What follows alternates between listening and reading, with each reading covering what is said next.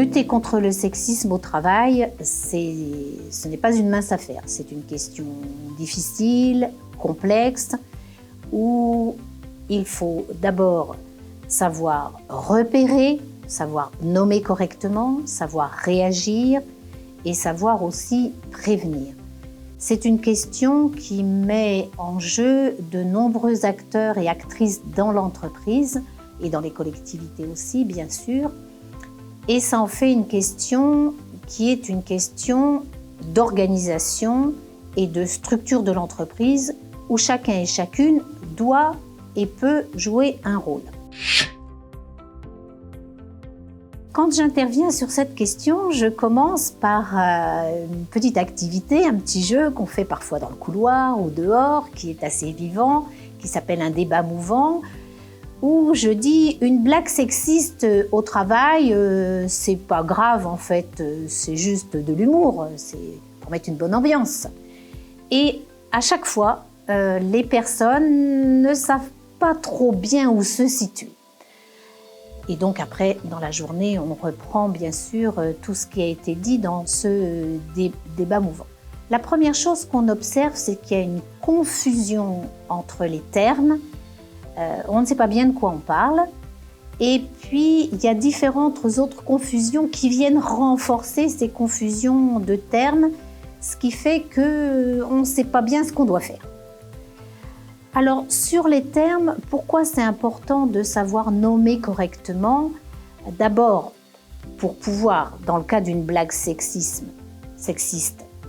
c'est du sexisme au travail, il faut en avoir conscience, ça contribue aux activités de sexisme au travail, et donc ça va permettre de parler, de savoir repérer de façon correcte, et aussi ça va permettre d'avoir des actions proportionnées. Puisque un viol, ce n'est pas la même chose qu'une blague, même si c'est du sexisme dans tous les cas, mais ce n'est pas la même chose. Et entre les deux, même s'il y a un continuum, il y a différentes actions qui sont des gradations.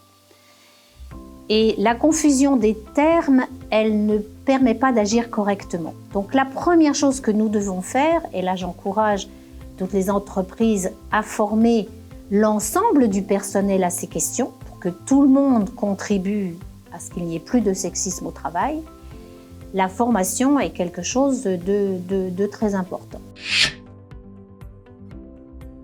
Il y a une autre confusion dont je voudrais parler, c'est l'idée qu'on ne va plus pouvoir mettre une bonne ambiance dans l'entreprise si on ne fait plus de blagues sexistes.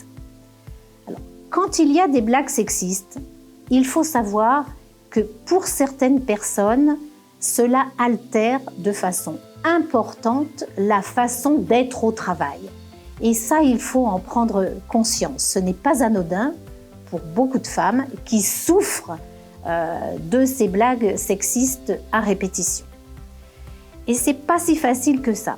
Dans une des entreprises où je suis intervenue, il y avait un espace de travail qui était un espace collectif où les gens travaillaient dans la même pièce. Et il y avait une personne qui, selon la DRH, faisait des blagues salaces à longueur de journée. Et elle me disait « Comment voulez-vous que j'intervienne ?» Tout le monde rigole. Il y avait un homme qui était le chef de service qui faisait ces blagues et l'ensemble du personnel, c'était des femmes et la majorité, l'ensemble rigolait. Et donc, il y a eu tout un travail avec cette DRH pour qu'elle prenne conscience que le fait de rire, ça ne veut pas dire que tout le monde trouvait ça drôle. Au contraire, sauf que personne ne voulait être marginalisé, puisque une des stratégies de celui du harceleur, du sexiste, qui fait ses blagues salaces à longueur de journée alors qu'on est au travail, sa stratégie, c'est d'isoler celle qui ne rigolerait pas. Donc tout le monde rigolait. Rigoler à une blague sexiste, il faut que les dirigeants et les chefs de service comprennent bien que ça ne veut pas dire que les gens trouvent ça drôle. Donc ça, c'est un point très important. Une autre confusion aussi que je rencontre fréquemment dans les entreprises, c'est la confusion entre la séduction et le sexisme. Une grande partie des couples se forment, ceux qui ne se forment pas sur les bancs de l'école, se forment en entreprise. Donc, loin de nous l'idée d'empêcher, ça n'aurait aucun sens d'empêcher que la séduction entre les personnes fonctionne aussi dans l'entreprise. Le séducteur, celui qui est fou amoureux de sa collègue, ou quel que soit le lien hiérarchique d'ailleurs, peu importe, celui qui est amoureux fou, qui veut séduire quelqu'un, qu'est-ce qu'il cherche en fait? Il cherche la réciprocité. Il cherche à être aimé de cette personne. Le fonctionnement de celui qui agit de façon sexiste, c'est le contraire.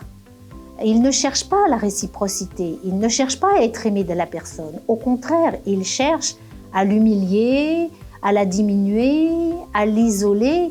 Donc le fonctionnement n'est pas du tout le même, le but recherché n'est pas le même. Et ça, il faut bien savoir le distinguer. Ce n'est pas la même stratégie qui est employée par quelqu'un qui veut séduire parce qu'il est amoureux, de quelqu'un qui agit de façon sexiste. Ce que je voudrais dire aussi, comme je l'ai dit tout à l'heure, c'est que chacun doit jouer sa partition. Et donc, ça s'apprend. Recevoir la parole de quelqu'un qui est victime de sexisme au travail, ça demande un certain savoir-faire. Quand on reçoit la parole d'un salarié, d'une salariée, plus souvent d'une salariée qui est victime de sexisme, il faut savoir être dans une écoute empathique. Parce qu'à ce niveau-là, on ne demande pas aux personnes de démêler si c'est vrai ou si c'est faux. J'ai souvent cette question en formation. Ah, si la personne, elle ment. C'est pas à vous de le déterminer. La personne qui doit déterminer, c'est la personne qui est en responsabilité hiérarchique, c'est-à-dire la DRH représentante de l'employeur, qui doit diligenter une enquête. Et moi, je préconise, même si la loi oblige à cette enquête, mais la loi ne dit pas qui doit la faire. Moi, je préconise qu'elle soit faite par quelqu'un d'extérieur à l'entreprise, parce qu'on ne connaît pas toutes les relations que les gens ont entre eux, et il peut y avoir quand même des biais dans cette enquête. Donc, soit par quelqu'un qui est professionnel de cette enquête, soit des échanges, je préconise des échanges entre entreprises. Par exemple, si vous avez dans votre entreprise un cas de sexisme, je peux intervenir dans une autre entreprise et c'est un système de réseau d'échange et ça fonctionne très très bien. Donc il faut que chacun joue son rôle pour pouvoir sanctionner les personnes qui agissent de façon sexiste. Mais bien évidemment, ce qu'il faudrait, c'est empêcher que cela arrive. Et pour ça, il y a la prévention. La prévention, c'est un point très important. Et là aussi, ça s'apprend. Il y a des outils. C'est important que les personnes soient formées pour que les agissements sexistes en entreprise n'existent plus. On est au travail, on est au travail et c'est le respect du travail, des postes et des personnes. Avec de la prévention, tout le monde va y gagner. Un turnover, on voit par exemple des turnovers dans certains postes. Je vois que les DRH n'arrivent pas trop à identifier ou identifient de façon erronée. Donc c'est une perte de compétences, d'expérience pour l'entreprise si des femmes quittent l'entreprise parce qu'elles sont victimes de sexisme au travail. Dans les domaines de prévention, il y a beaucoup de choses très intéressantes. On n'a pas parlé spécifiquement de tout ce qu'on appelle le sexisme environnemental, le sexisme d'ambiance.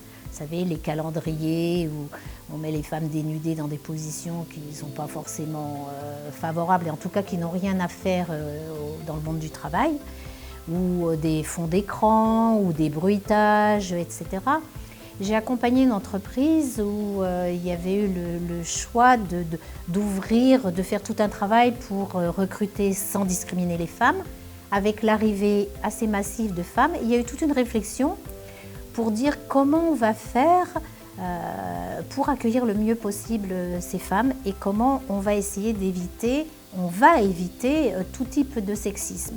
Il avait été décidé d'enlever tout ce qui était affiches pornographiques, fond d'écran, de travailler sur zéro blague sexiste, etc. Donc ça, ce sont des expériences très intéressantes et qui portent leurs fruits dans l'intérêt de tout le monde, de l'entreprise, de la société, du bien-être au travail. Ce sont des expériences qui portent le fruit, qui sont très intéressantes.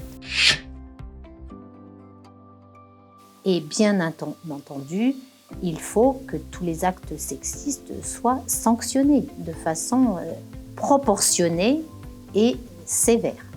Et ça aussi, ça s'apprend. Join the movement for workplace equality.